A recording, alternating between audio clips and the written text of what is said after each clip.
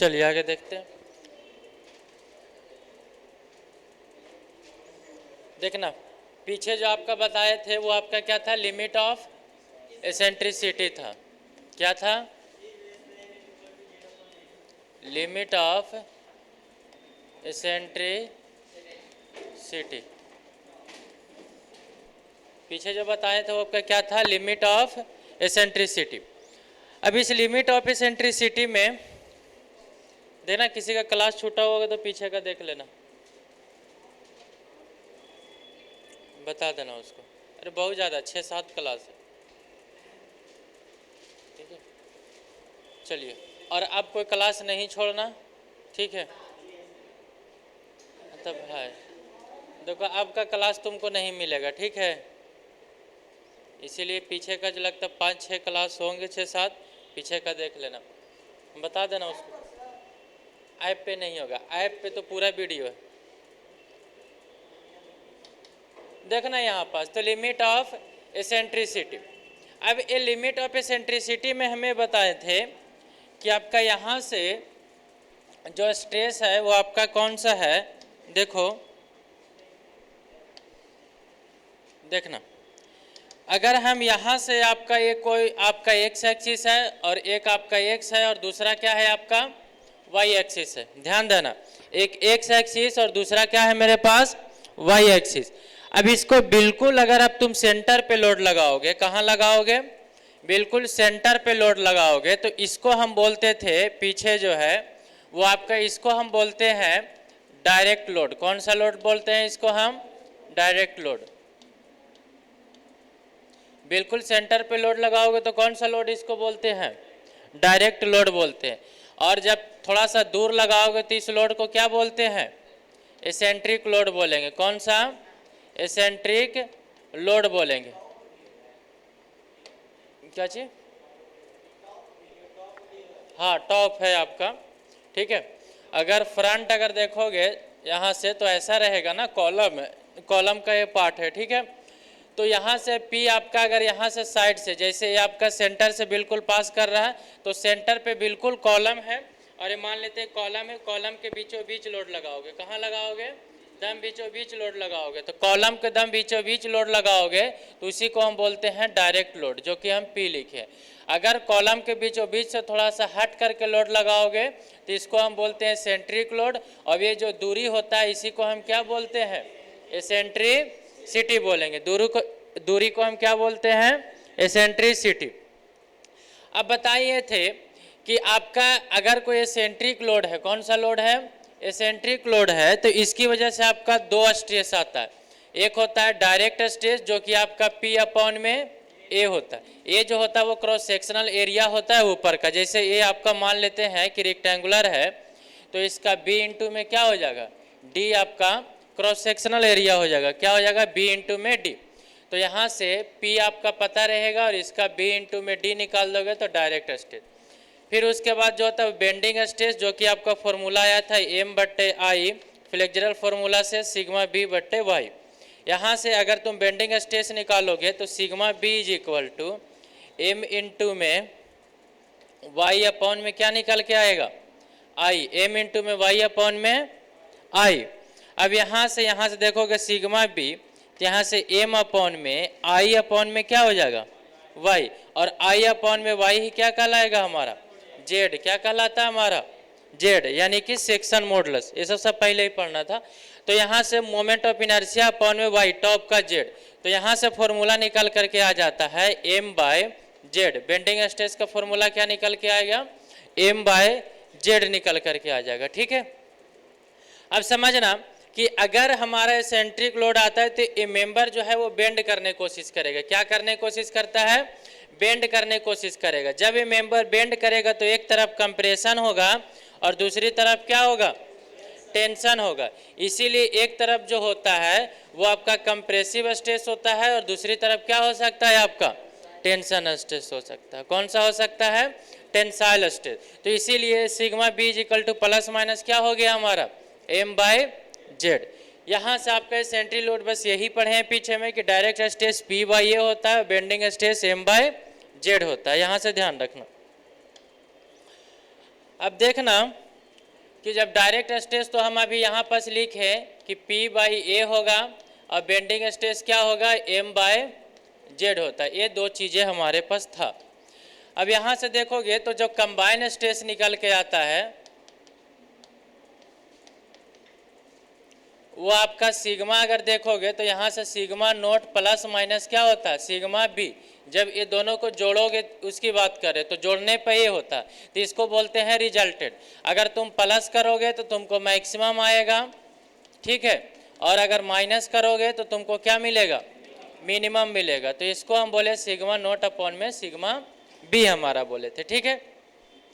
अब यहाँ पास से ध्यान देना कि अगर पीछे का अगर और देखें हम तो यहाँ से आपका यहाँ से मेंबर था जिसमें हम ये बोले थे कि अगर मान लेते हैं कि देखो क्या होता है कि ये आपका सेंटर है, बिल्कुल सेंटर से कुछ दूरी पर हटोगे, ठीक है, तो यहाँ से एक मैक्सिमम एसेंट्रिसिटी आता है जिसमें क्या होता है कि आपका कॉलम है, कॉलम में अगर सेंटर से थोड़ा सा दूर अगर हटोगे, कितना थोड़ा सा दूर अगर तुम हटोगे सेंटर से, तो ये जो कॉलम होता है वो पूरी तरह से ऐसे बेंड होने की कोशिश नहीं करेगा, पूरी तरह से बेंड नहीं होगा। लेकिन अगर जैसे जैसे हम दूर जाते जाएंगे वैसे कैसे करते जाएगा कॉलम आपका और ज़्यादा बेंड करने की कोशिश करेगा, यानी कि दूर जाओगे तो क्या करेगा और ज़्यादा। जैसे बिल्कुल सेंटर पे लगाओगे तो बीचे बीच धंसेगा, लेकिन जब तुम साइड पे लगाओगे तो कुछ ज़्यादा ही बेंड करेगा। जैसे आपका कैंटिलीवर पोर्शन, अगर इसमें अगर तुम यहाँ पर लोड लगाओगे तो कुछ ज़्यादा बेंड करेगा, लेकिन यही लोड को तुम यहाँ पर लगाओगे तो थोड़ा सा कम बेंड करेगा, क्योंकि जितना आपका जो आपका फिक्स है वहाँ से अगर जितना दूर जाओगे उतना ज़्यादा आपको क्या हो जाएगा बेंडिंग स्ट्रेस बढ़ता जाएगा। यहाँ से देखोगे तो जितना दूर जाओगे उतना। अब यहाँ पर क्वेश्चन ये है कि कितना हम दूर यहाँ से जाएं, कितना दूर जाएं कि आपका जो कॉलम जो है वो आपका टेंशन नहीं हो, मतलब कि अगर तुम बेंड करने की कोशिश करोगे तो बेंड ज़्यादा नहीं होगा। तो यहाँ से हमको ये चीज़ बताओ कि सिग्मा मैक्सिमम और एक सिग्मा मिनिमम है, इससे आपका 2-3 कंडीशन बनता है। थोड़ा सा फास्ट सुनना।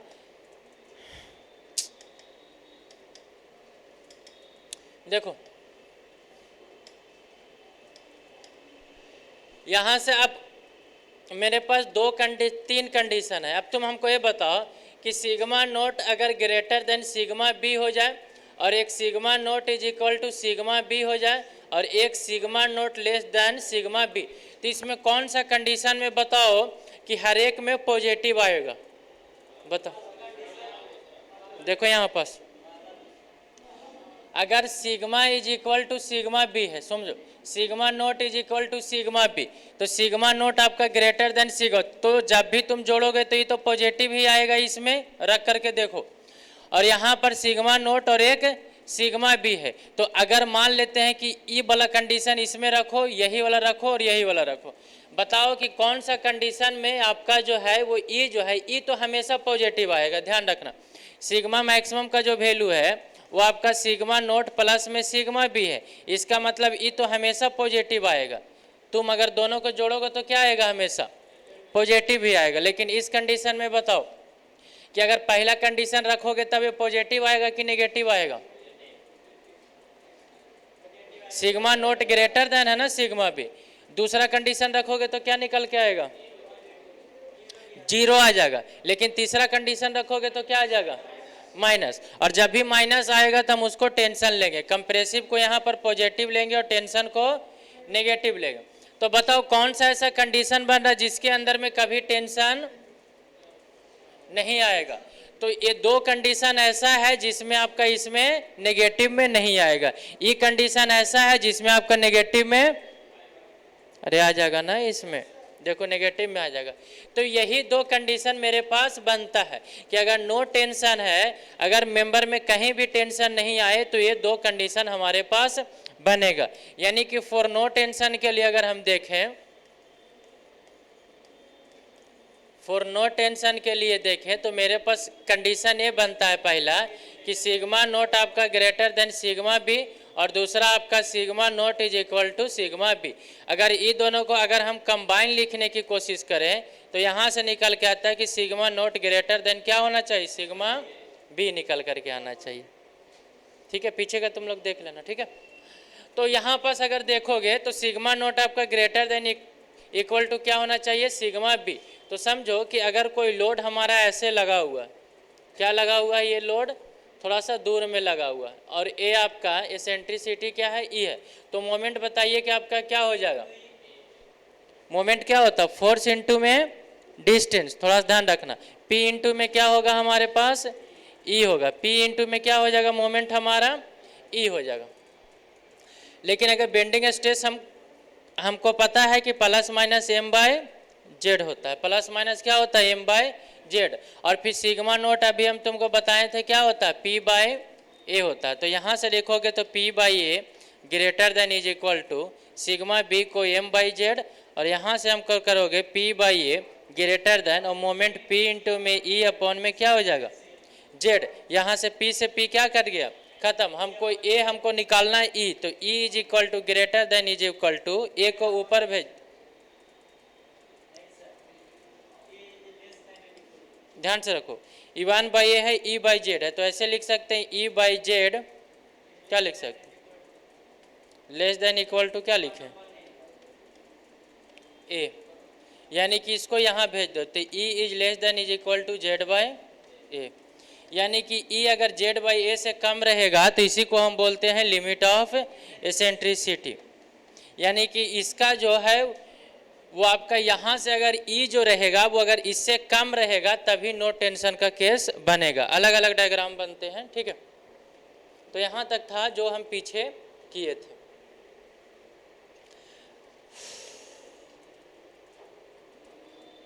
देखो आगे मेरे पास टॉपिक ये था कि जब E is less than is equal to Z by A निकालोगे तो मेरे पास अलग अलग सेक्शन था। तो एक था रेक्टेंगुलर सेक्शन और एक था सर्कुलर सेक्शन। देखो रेक्टेंगुलर में जेड अगर देखोगे तो बी डी स्क्वायर बाई क्या होता है 6 या फिर डी बी स्क्वायर बाय 6। ये दो चीज़ें जो होते हैं वो section modulus B D square by 6 या फिर डी बी स्क्वायर बाय 6, ये दो चीज़ें होते हैं आपका। तो यहाँ से अगर हमको बताओ कि एक चीज़ और, यहाँ से अगर लोड हमारा कहाँ रहेगा, ये x है और ये क्या है हमारे पास y है। तो लोड अगर x पे रहेगा तो मोमेंट ऑफ इनर्शिया किसके अबाउट आएगा, क्योंकि जिस एक्सिस पे तुम लोड लगाओगे उसी के अबाउट मोमेंट कभी भी नहीं आता है, जस्ट रहेगा तो उसके अपोजिट में आता है। ये सारी चीज़ अच्छा से एक्सप्लेन्ड है, ठीक है। तो यहाँ से देखो जिस एक्सिस पे लोडिंग लगाओगे, अगर x पे लोडिंग लगा हुआ तो y के अबाउट आएगा मोमेंट ऑफ इनर्शिया, और अगर y पे लोड रहेगा तो किसके अबाउट आएगा मोमेंट ऑफ इनर्शिया, x के अबाउट आएगा। तो यहाँ पर आपका x पे लोडिंग है तो मोमेंट ऑफ इनर्शिया किसके अबाउट आएगा, y के अबाउट। किसके अबाउट आएगा, y के अबाउट आएगा। तो यहाँ से y के अबाउट मोमेंट ऑफ इनर्शिया मतलब कि आपका सेक्शन मॉडुलस क्या हो जाएगा, बताओ कौन होगा इसमें, ई वाला होगा कि वाला होगा। देखो यहाँ पर अगर y एक्सिस का अबाउट देखोगे तो b को कट कर रहा है, किसको कट कर रहा है, b को, यानी कि b का स्क्वायर हो जाएगा। जब सेक्शन मॉडुलस निकाल रहे हो तो b का क्या हो जाएगा, स्क्वायर। इसका मतलब ये होगा कि b का स्क्वायर तुमको कहाँ दिख रहा, यहाँ पर दिख रहा है, मतलब a वाला हमें यूज में आएगा। तो तुम लोग एब्सेंट मत करो, जेड बाय ए हो जाएगा सब। अभी शादी ब्याह में जा रहा है जेड, और जेड क्या चीज होगा, डी बी स्क्वायर बाय 6 होगा, और इंटू में एरिया क्या होगा, डी इंटू में बी, और यही होगा ना इसका एरिया। तो तुम देखो कि अगर यहाँ पर अगर हम ये ऐसे लिखें ई बाई ए और डी इंटू में बी अपॉन में 6 इंटू में डी इंटू में बी, यहाँ से यहाँ कट गया तो ये आपका less than is equal to B by 6, या फिर अगर वाई पे लोड लगाओगे तो डी बाय 6 निकल के आएगा। अब तुम समझो कि यहाँ से ये जो सेक्शन है मेरे पास, कौन सा सेक्शन है, ये जो मेरे पास सेक्शन है इसमें आपका दो एक्सिस है, एक तुम्हारे पास एक्स एक्सिस है और दूसरा क्या है मेरे पास वाई एक्सिस है। और ये जो मेंबर है यहाँ से यहाँ लेंथ कितना होगा, बी होगा, कहाँ होगा, बी होगा। देखो अब ये जो मेरे पास है वो पी लोडिंग है। ये बताइए कि ये जो आपका डिस्टेंस है वो किसका पार्ट है, बी का पार्ट है कि डेप्थ का पार्ट है, बताओ। बी का सबको लग रहा है बी का, तो बी का ही कुछ होता है, तो बी बाई का कितना होगा, ये बी बाय 6 होगा। कितना होगा, बी बाय 6 होगा। अगर यहाँ से देखोगे ई वाई क्या है, ई जो है वो तुमको क्या है, ये डी का पार्ट है या नहीं है, यहाँ से यहाँ, तो ई जो रहेगा वो d/6 रहेगा। उसी प्रकार से अगर तुम इधर जाओगे तो यहाँ पर भी आपका b/6 रहेगा, इधर पर भी रहेगा b/6। अब तुम हर एक पॉइंट को मिला दो ऐसे, तो ये बताओ कि यहाँ पर जो शेप बन रहे हैं, इस शेप को हम बोलते हैं कोर सेक्शन या फिर कर्ण सेक्शन।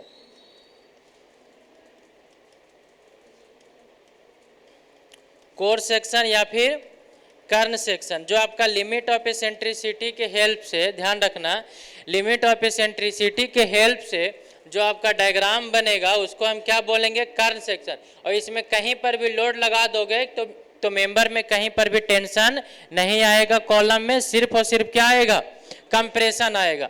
तो बताओ कि ये जो शेप है वो किस प्रकार का शेप है, हमको बताओ तो।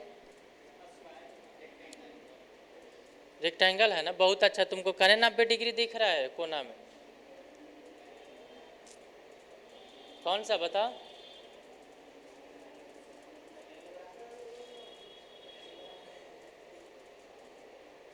अरे पर ले लो अगर हम, और कुछ बता ना। हे रे भगवान,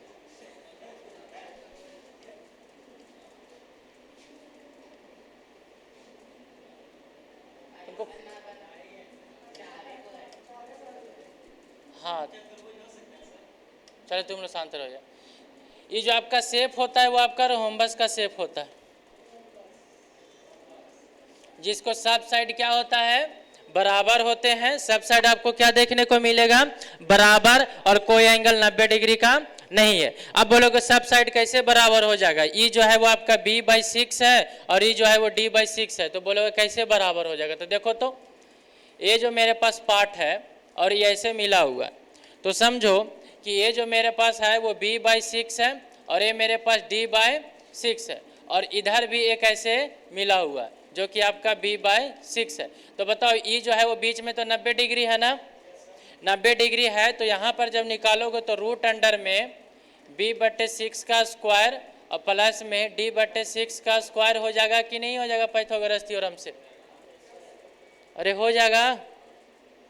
अब बताओ इसको भी करोगे तो ये जो हो जाएगा वो रूट अंडर में b/6 का स्क्वायर और प्लस में d/6 का स्क्वायर। तो बताओ इसका वैल्यू और इसका वैल्यू दोनों का क्या है, सेम है। तो ये जब दोनों आपका साइड बराबर है तो ये भी बराबर है, तो अप्रोक्स में ये भी तो वही रहेगा, तो ये भी दोनों आपका बराबर है। तो सब साइड आपका बराबर है, कोई भी एंगल आपको 90 डिग्री का नहीं देखने को मिलेगा, तो इसका शेप जो बनेगा वो रोम्बस बनेगा। ठीक है,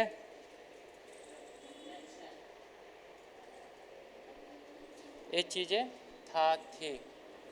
अगला देखते हैं सर्कुलर में। सर्कुलर में देखना, अच्छा तुम लोग लिखो, छोड़ो हेडिंग दो तो।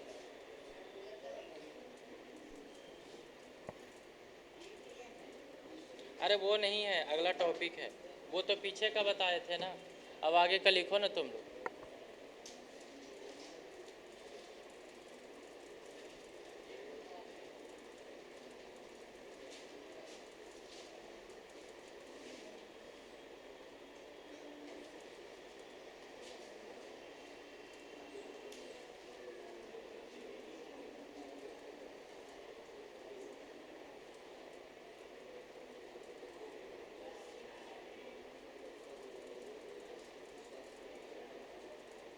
लिखना कोर सेक्शन और कर्ण सेक्शन, हेडिंग देना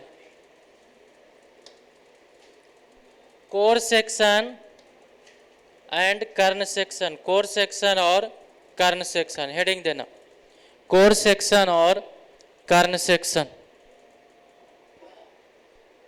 core section CORE, core section, और KERN, kern section.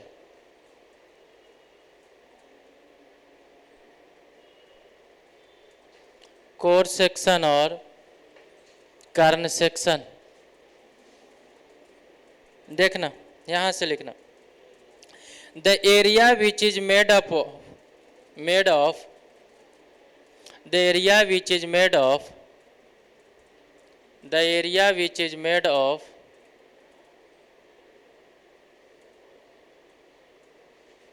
the area which is made of made of under the limit of eccentricity,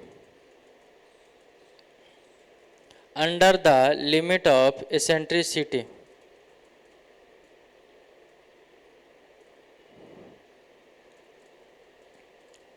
under the limit of eccentricity is known as kern area or kern section, is known as kern area or section, kern section.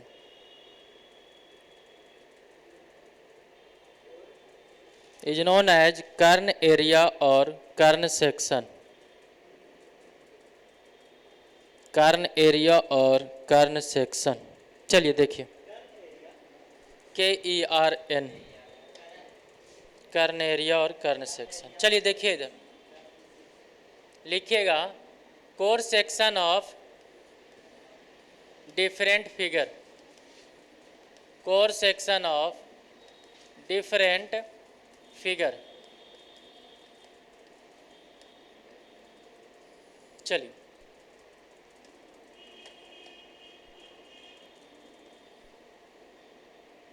इसका अगर हमें dimension देखें, चलिए देखना इधर पीछे का सब भूल करके यहाँ पर ध्यान दो, जो बताएं उसको याद करना. ये जो है वो बी है, ठीक है, आपका रेक्टेंगुलर पार्ट है, और ये जो मेरे पास है वो क्या है, डी है, आपका ये है. ध्यान रखना इधर बी है और ये क्या है आपका डी है. अब यहाँ से देखेंगे तो इसका दो एक्सिस हमें मिलेगा. कौन सा एक्सिस मिलेगा, दो एक्सिस, एक आपको वर्टिकल और एक क्या मिलेगा हमको हॉरिजॉन्टल. हमें यहाँ से दो एक्सिस मिलेगा, एक एक्स होगा और दूसरा क्या होगा वाई होगा. ध्यान रखना इसमें जो आपका लिमिट ऑफ एसेंट्रिसिटी जो बनता है वो यहाँ से कुछ होगा और इधर और एक इधर और एक इधर. हमको पता है कि जो नो टेंशन के लिए, नो टेंशन के लिए जो ई होता है वो less than is equal to B by 6 होना चाहिए या फिर क्या होना चाहिए डी बाय 6 होना चाहिए. ध्यान दीजिएगा इधर बी बाई 6 होना चाहिए या फिर क्या होना चाहिए डी बाय 6 होना चाहिए. तो देखो अब हम तुमको बता रहे कि कौन सा पार्ट क्या होगा. तो ये सोचो कि ये जो यहाँ से मेंबर जो है वो आपका तो बी है, तो ई जो होता है वो बी का ही कुछ पार्ट होगा, बी का ही कुछ पार्ट होगा. तो ई जो होता है वो बी बाय 6 हो जाएगा और ये जो होगा डी का पार्ट होगा तो डी बाय 6. उसी प्रकार से इधर देखोगे तो डी बाय 6 और इधर देखोगे तो बी बाय 6. अगर तुम अब क्या करो कि सबको मिला दो, क्या करो तुम सबको मिला दो, तो मिलाओगे तो हमारा कुछ इस प्रकार से मिलेगा. क्या मिलेगा, इस प्रकार से मिलेगा. तो ये जो हमारा बीच में जो सेक्शन बन रहा है इसी को हम बोलते हैं कोर सेक्शन या फिर कर्ण सेक्शन. और वही है एरिया बोलो सेक्शन बोलो सब बराबर है, ठीक है. तो ये चीज़ें हमारे पास होगा. और इसका जब अगर हम शेप देखेंगे, इसका शेप देखेंगे तो शेप जो हमें मिलेगा वो रोहम्बस का शेप मिलेगा. किसका शेप मिलेगा, रोहम्बस. अब तुम सोचो कि अगर ये जो है वो यहाँ पास अगर ये रेक्टेंगुलर फिगर है, कौन सा फिगर है, पहला हेडिंग दे लो, रेक्टेंगुलर फिगर है. तो रेक्टेंगुलर में तो ये बना है, हाँ सर्कुलर सेक्शन है. दूसरा मेरे पास है सर्कुलर सेक्शन. कौन सा सेक्शन, सर्कुलर सेक्शन. तो देखो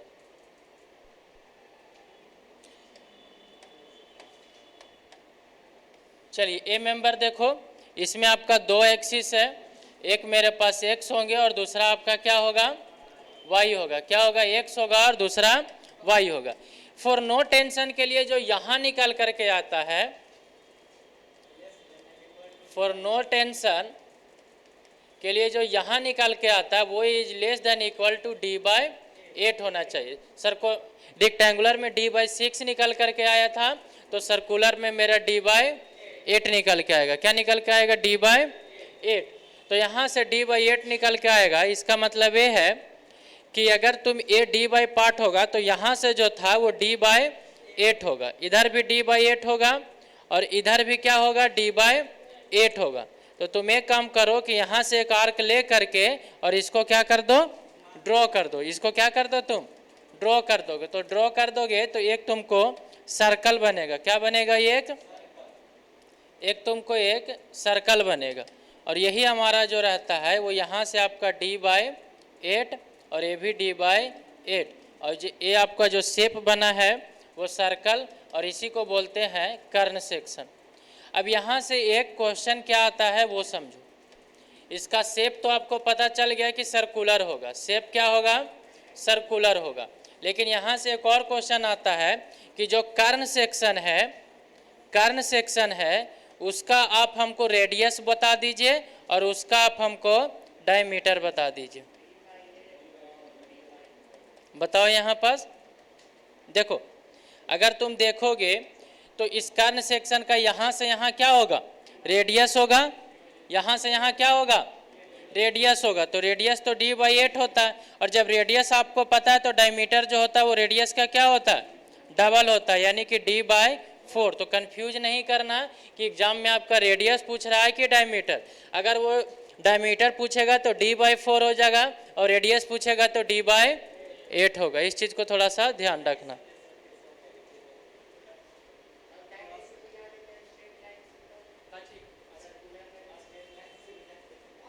क्या चीज, ओ हाँ हाँ, तुम बात सही बोल रहे हो। तुम ये बताओ कि ई फिगर जब सर्कुलर है ना, तो कोशिश ये करते हैं हम कि यहाँ पर भी सर्कुलर की तरह ही हम डायग्राम बनाएं, ठीक है। ऐसा नहीं कि वहाँ पर हम रेक्टेंगुलर बनाना चाहते थे बट वो बनेगा ही नहीं। वहाँ पर देखो रेक्टेंगुलर बना करके क्या यहाँ पर बन सकता है, बताओ हमको।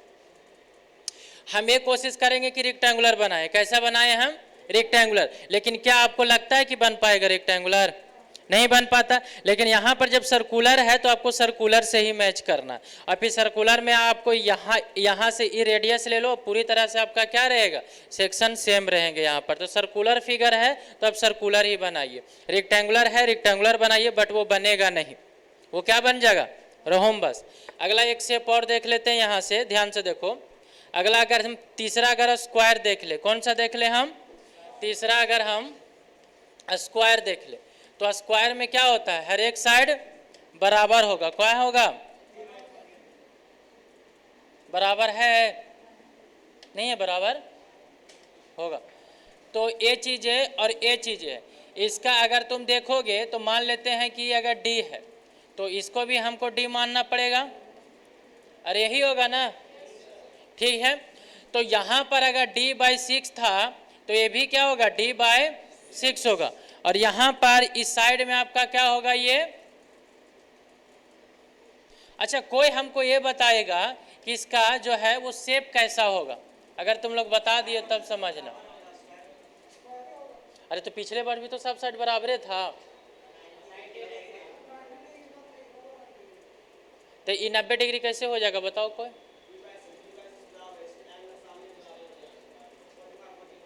हाँ देखो, बचा दिए। देखो इधर, ये देखो, ये जो है वो 90 डिग्री है।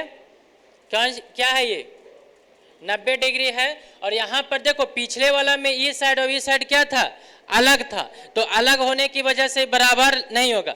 लेकिन ये और ये बराबर, इसका मतलब ये 45, ये भी 45, क्या बचेगा, 45। अब यहाँ पर भी देखोगे तो 45, इसका मतलब ये दोनों मिल करके 90 डिग्री। और सब साइड बराबर और एक एंगल भी 90 डिग्री, तो क्या हो जाएगा, हमारे स्क्वायर हो जाएगा। सब साइड अगर मतलब कि आपका वहां पर अगर एक एंगल 90 डिग्री होता है और अपोजिट साइड बराबर हो जाएंगे तो वो तो आपका रेक्टेंगल होगा। लेकिन सब साइड बराबर और एक एंगल भी 90, तो क्या हो जाएगा, आपका स्क्वायर हो जाएगा। तो यहाँ से आपका जो ई जो निकल के आएगा वो आपका क्या ले लेंगे, d/6 होगा। हर एक तरफ में d/6 होगा। इसका जो शेप हमारे पास बनेगा वो कैसा बनेगा, स्क्वायर। देखो हम जो था वो स्क्वायर शेप पहले से था। पहले से कौन सा शेप था, स्क्वायर था। हम कोशिश किए कि स्क्वायर बनाए और ये बन भी गया, लेकिन पीछे का नहीं बना था। सर्कुलर में सर्कुलर कोशिश करेंगे, ठीक है। आपका ये यहाँ से स्क्वायर शेप का बन जाता। और भी बहुत से फिगर है जो कि तुमको नहीं ज़्यादा जानना, बस ये 3 चीज़ें हमेशा क्वेश्चन में पूछेगा। रेक्टेंगुलर आपके पास, और क्या पूछेगा आपका, सर्कुलर, और ये आपका स्क्वायर, यही आप पूछेगा। हॉलो रेक्टेंगुलर पूछेगा तो कैसा शेप बनेगा? हॉलो रेक्टेंगुलर में रोम्बस ही बनेगा। हॉलो अगर सर्कुलर रहेगा तो सर्कुलर ही बनेगा, हॉलो सर्कुलर नहीं बनेगा, ध्यान रखना। ऐसा नहीं कि हॉलो सर्कुलर है तो हॉलो सर्कुलर बनेगा, सर्कुलर ही बनेगा, ठीक है। और अगर स्क्वायर हॉलो स्क्वायर रहेगा तो स्क्वायर ही बनेगा, ठीक है। तो जो एक कंसेप्ट है वहां वहीं पर आपका हॉलो में भी लागू हो जाएगा, ठीक है। तो स्क्वायर का स्क्वायर बनेगा। और एक आपका पूछता तो नहीं है लेकिन ऐसे लिख लो, आई सेक्शन जो रहता है वो एक तरह से रेक्टेंगुलर का शेप रहता है, ठीक है। तो इसका जो बनेगा वो रोम्बस बनेगा। क्या बनेगा इसका? रोम्बस बनेगा।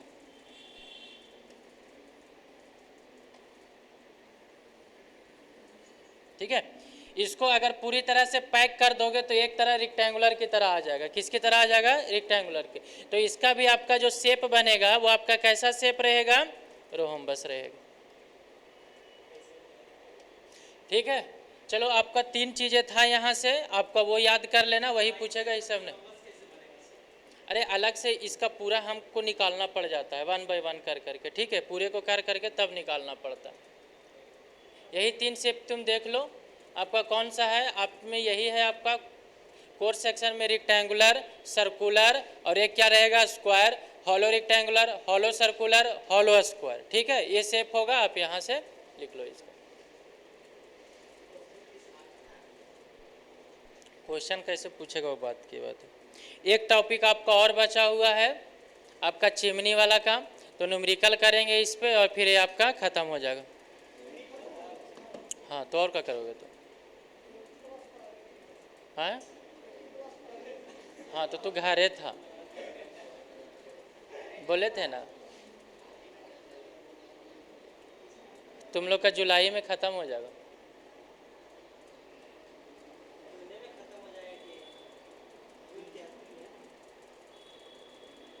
तुम लोग कोशिश रखो कि थोड़ा सा क्वेश्चन ज़्यादा बनाए, खुद से प्रैक्टिस ज़्यादा करो, ठीक है।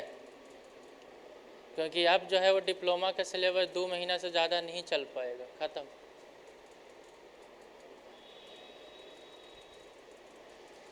दो महीना बहुत है यार, 6 महीना कौन खींचते रहे।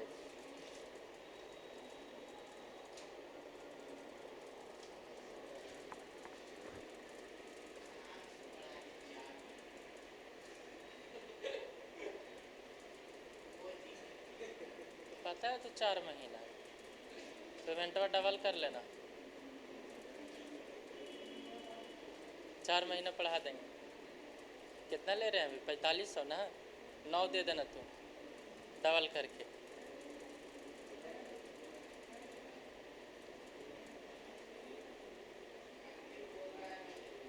क्या चाहिए? कहाँ बोलता है तुम लोग? जे करो तुम लोग जो करना यार। यहाँ तो सिंगल होवे नहीं कर रहा है, सब 1500 में ऑनलाइन खरीद रहा है तो डबल देगा। चल देखो इधर,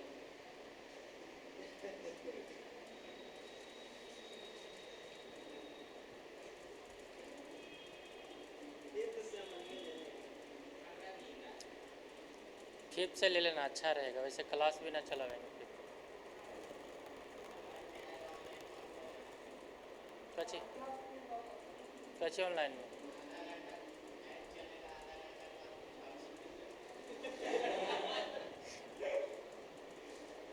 जल्दी करो, नोट डाउन करो,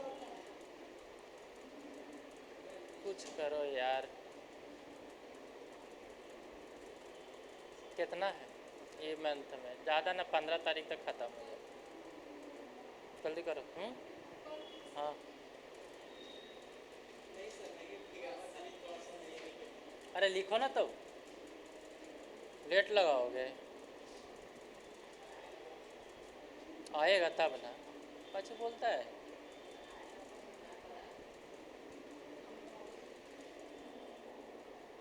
लास्ट का आपका चिमनी का कॉलम बचता है और आपका बस चिमनी का कंसेप्ट है। और बुक को लाया है? एनीवन है बुक? सब ऐसा ही खाली मुंह दिखावे आ जाता है। देखो ये ओके, अरे ऐसा ही खींच दोगे तो खींच आ जाएगा।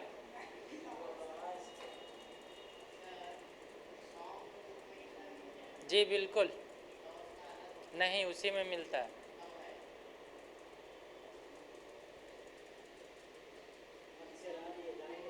हाँ, 100 में ही है, पेज पलटो मिलेगा, इसके लिए कोई अलग से बुक नहीं चाहिए।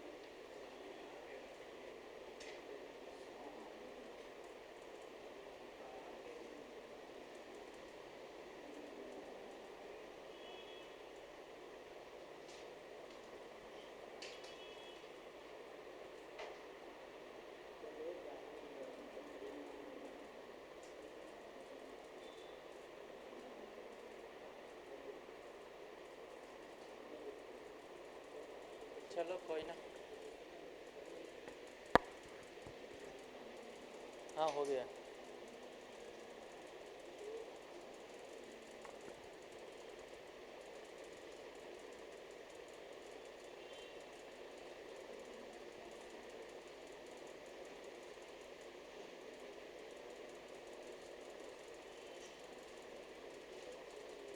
जब चिमनी स्टार्ट करेंगे तो कोई एक दिन सिर्फ क्लास नहीं छोड़ना, ठीक है?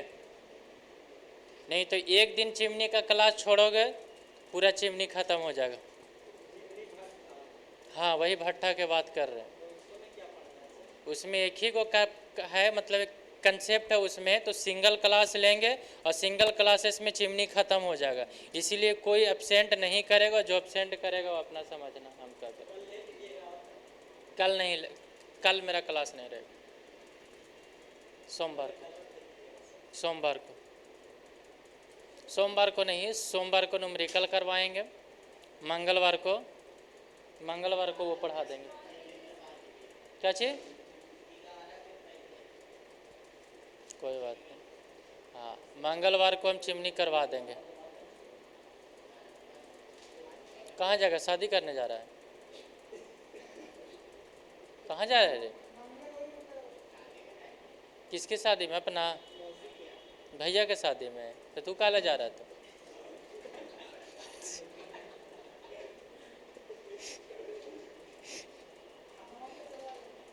खानवा चला गया, तो खाने में चलाते रह जाएगा, इधर ख़त्म हो जाएगा। खाना चला गया, फिर बोलेगा भाभी का शादी हो रहा था जा रहे।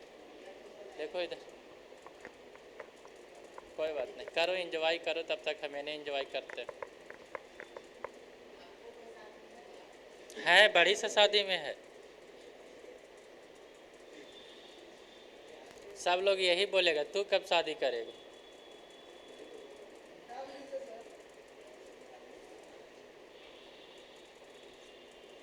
कौन करने जाता है यार फालतू में परेशान होने के लिए। देखो इधर हो गया, अरे जल्दी बनाओ ना यार, तुम लोग कितना लेट लगाता है। चलिए क्वेश्चन लिखिएगा।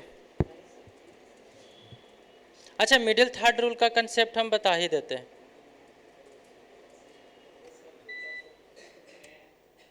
मिडिल थर्ड रूल का देख लो तो कंसेप्ट, इसको लिख लो, काहे एक छोटा सा टॉपिक बचा हुआ रे। Middle third rule,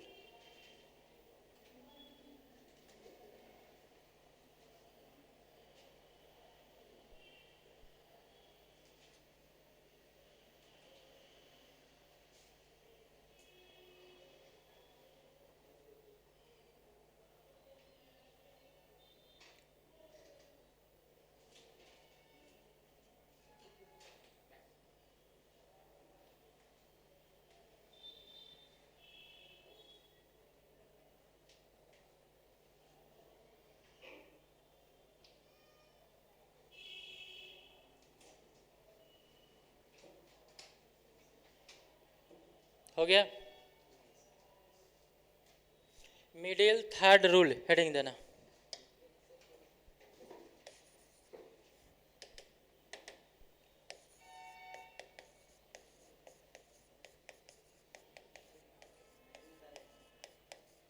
middle third rule heading देना इसमें। हो गया, हेडिंग हो गया, पहले लिख लो उसके बाद फिर समझा देते। लिखना in civil engineering, in civil engineering the middle third rule state that, in civil engineering middle third rule state that no tension is developed in a wall in civil engineering. हाँ, in civil engineering the middle third rule state that no tension is developed in a wall. No tension is developed in a wall. No tension is developed in a wall or foundation. In a wall or foundation. हो गया?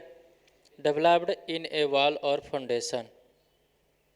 State that no tension is developed in a wall or foundation, comma, if the resultant force lies if the resultant force lies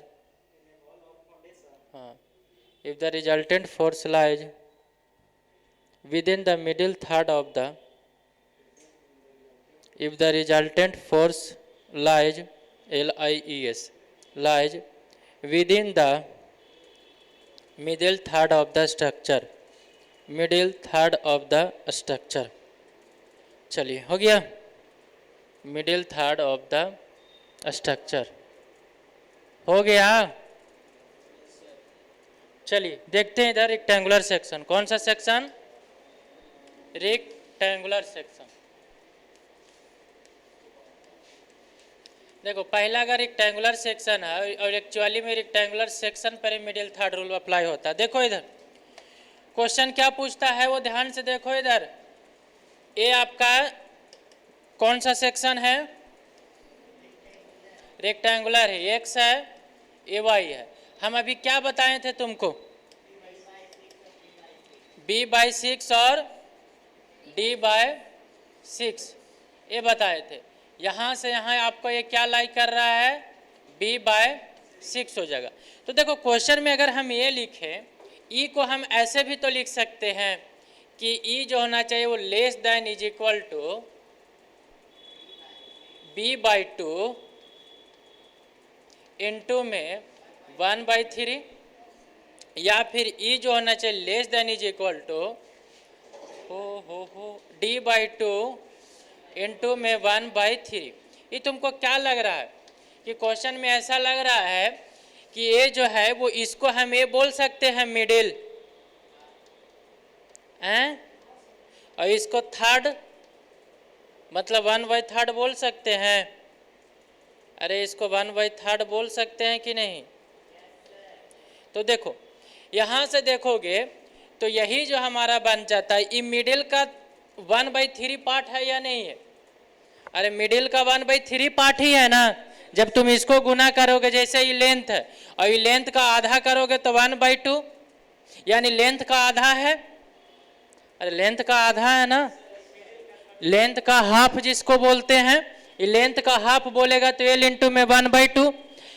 अगर ई आपका half का क्या है? ये third है, यानी कि मिडिल का क्या है? ये थर्ड है।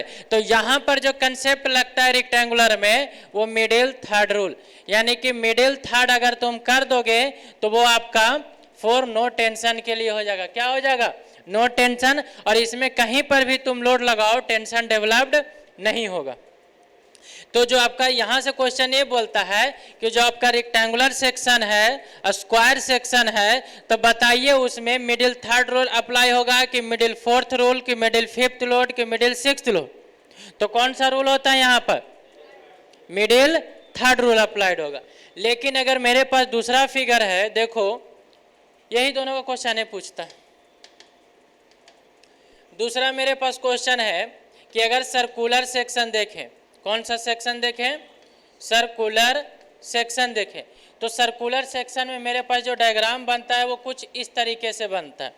इसमें अगर हम एक्स देखें तो कुछ इस प्रकार से, वाई देखें तो कुछ इस प्रकार से हमारे पास रहेंगे। तो अगर तुम हमको ये बताओ कि इसका जो मिडिल थर्ड रूल मतलब सॉरी इसका जो लाई करता है वो कितना? d/8 पे। ये पूरा जो है वो डायमीटर हमारा d है। क्या है? पूरा डायमीटर d। तो अगर हम इसको यहाँ से लिखें कि E less than is equal to d/2 करेंगे तो मिडिल हो जाएगा। अरे d/2 करेंगे तो मिडिल हो जाएगा, इंटू में 1/4। तो यहाँ पर जो आपका रूल्स लग जाता है वो आपका मिडिल फोर्थ रूल लगता है। कौन सा? मिडिल फोर्थ रूल लगता है।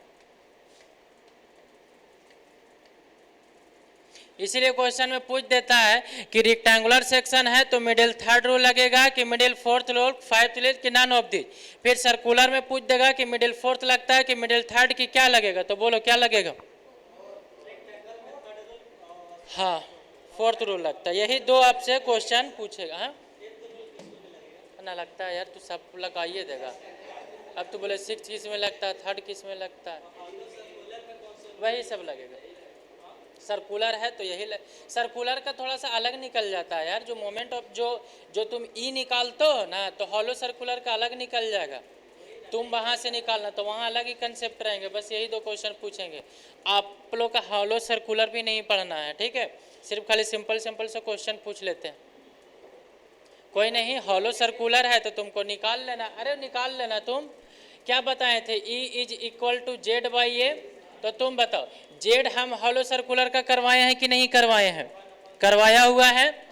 और ए तुम हॉलो का निकाल लोगे कि नहीं निकाल लोगे? तो बस यही हमारे पास इस प्रकार में टूट करके नहीं आता है डी बाई टू आई।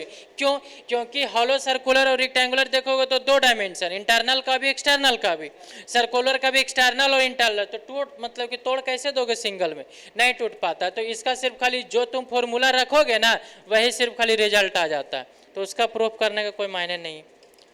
और यहाँ से जो क्वेश्चन पूछता है वो आपका ऑब्जेक्टिव पूछता है, और कभी कभी फॉर नो टेंशन के लिए पूछ देगा आपको कंसेप्ट वगैरह, जो कि हम पीछे लिखवाए हुए। तो ये दो है, आपको नोट कर लीजिए। अब मिडिल थर्ड रूल का आएगा तो ऐसे ही बना करके आ जाना।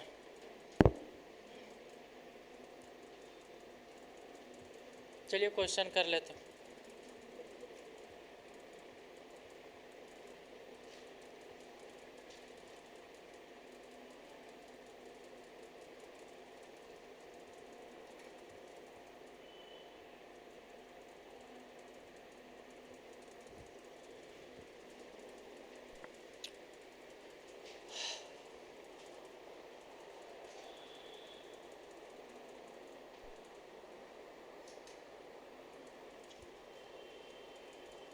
देखो, जिसको आना है वो रेगुलर क्लास आओ, ठीक है?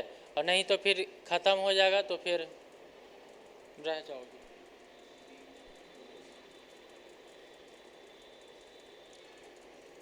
और ये मत सोचना कि जिसको देखो ऑफलाइन पढ़ना है तो वो रेगुलर क्लास आओ, और नहीं तो ऑनलाइन पढ़ना है तो फिर ऑनलाइन ही रहो।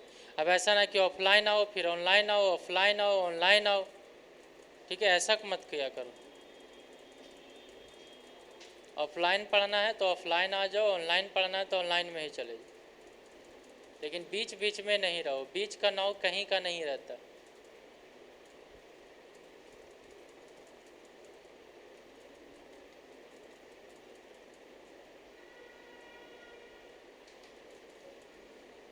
हाँ, बस ऑफलाइन में फ़र्क यही है कि ज़बरदस्ती तुमको मतलब कि अगर पढ़ाएंगे तो तुमको पढ़ना पड़ ही जाएगा, और उसमें है कि मोबाइल बंद करके सूख जाओगे।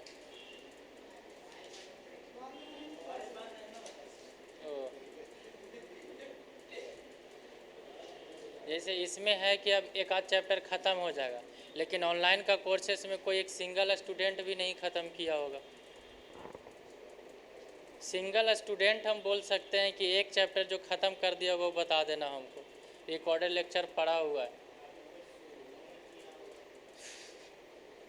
हम वही तो बोल रहे हैं। सबसे आसान होता है यार, दो महीना का क्लास कर लो, फिर उसके बाद फिर कॉलेज में जाते रहो, पढ़ते रहो, पूछते रहो कॉलेज वाले से, और ना तो फिर रहो। आए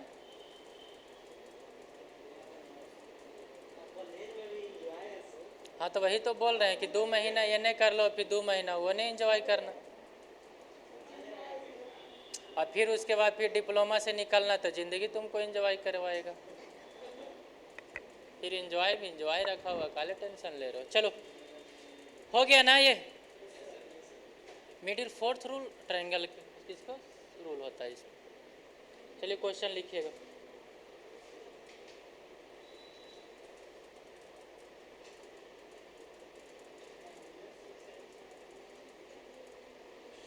बोलो, लिखिएगा। Determine maximum eccentricity for no tension, question based on kern section. Questions based on kern section, इसमें क्वेश्चन लिखिएगा। हो गया, क्वेश्चन लिखो। Determine maximum eccentricity, determine maximum eccentricity for no tension, determine maximum eccentricity for no tension of a circular column of diameter 300 mm। Determine maximum eccentricity, लिखो, determine maximum eccentricity for no tension, for no tension of a circular column, for no tension of a circular column of diameter 300 mm, circular column of diameter 300 mm। हो गया, diameter 300 mm हो गया। बनाओ तो का जी करेगा, तो देखो बनाओ क्या लिखवाए हैं सर्कुलर सेक्शन में। ये सब सारे ऑब्जेक्टिव में आएगा, 4 नंबर में नहीं आएगा, ठीक है, सिर्फ ओनली फॉर ऑब्जेक्टिव के लिए में आएगा डायरेक्ट।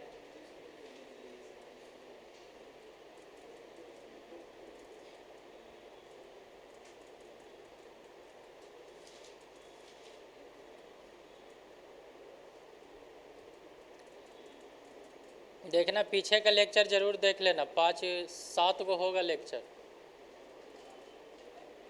नहीं बता देना इसको, हाँ उसी पे होगा, प्ले लिस्ट में होगा 7 लेक्चर। आज वाला तो अपलोड करेंगे बट तुम लोग का नहीं दिखेगा।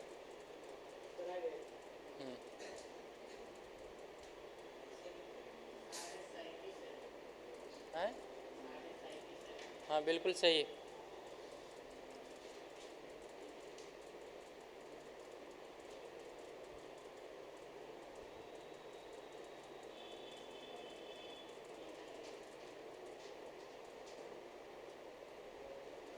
अरे क्या बताए हैं, देखो इधर,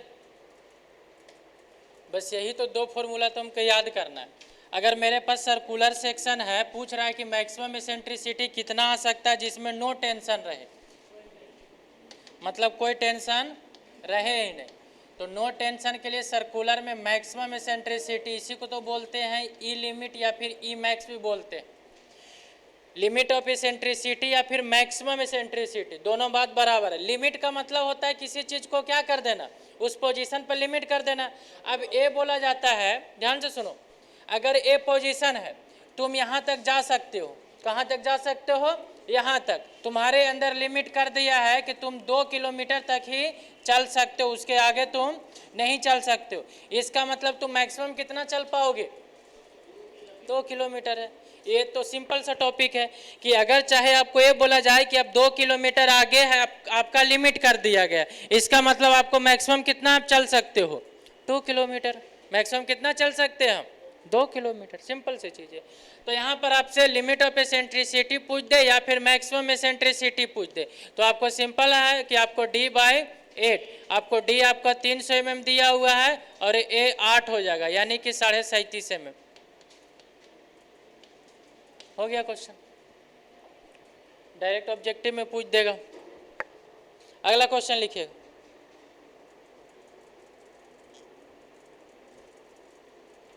और इसका कर्ण सेक्शन बनाओगे तो,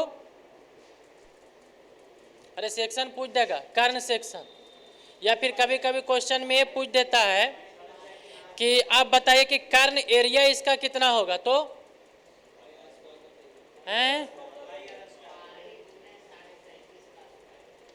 अगर आपसे कर्ण एरिया पूछ देगा तो क्या बोलोगे। देखो कर्ण एरिया, सबसे पहले हमको ये पता चलेगा कि कर्ण का जो डायमीटर होगा वो जो होगा वो कितना होगा, D/4 होगा ना, छोड़ दे रहे सर। अरे कर्ण का डायमीटर कितना होगा, अरे रेडियस D/8, तो इसका जो होगा वो D/4 4 होगा। तो कर्ण एरिया आपको पता है, तो यहाँ से आपका कर्ण डाया पाता है, तो एरिया जब तुम निकालोगे तो पाई बाई 4 इंटू में डी का स्क्वायर हो जाएगा। यहाँ से डी का स्क्वायर नहीं, इसको डी सी कर लो या फिर डी के कर लो, क्योंकि कर्ण का डायमीटर है ना। अब पाई बाई 4 इंटू में डी के हमारा कितना हो जाएगा ये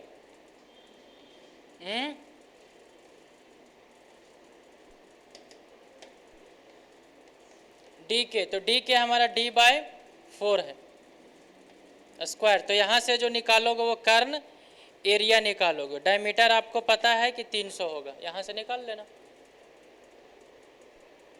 कौवा घूम रहा है, टिकिया बांध दे रहा, कहा करे, लिखो जल्दी। अगला मंगलवार को चालू करेंगे हम, तो उसमें कोई एब्सेंट नहीं करना, ठीक है। और जो पीछे का जो छूटा हुआ है वो तुम कर लेना,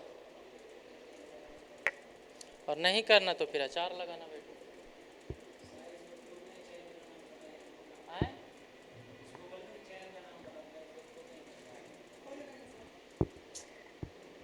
रुको हम आते हैं।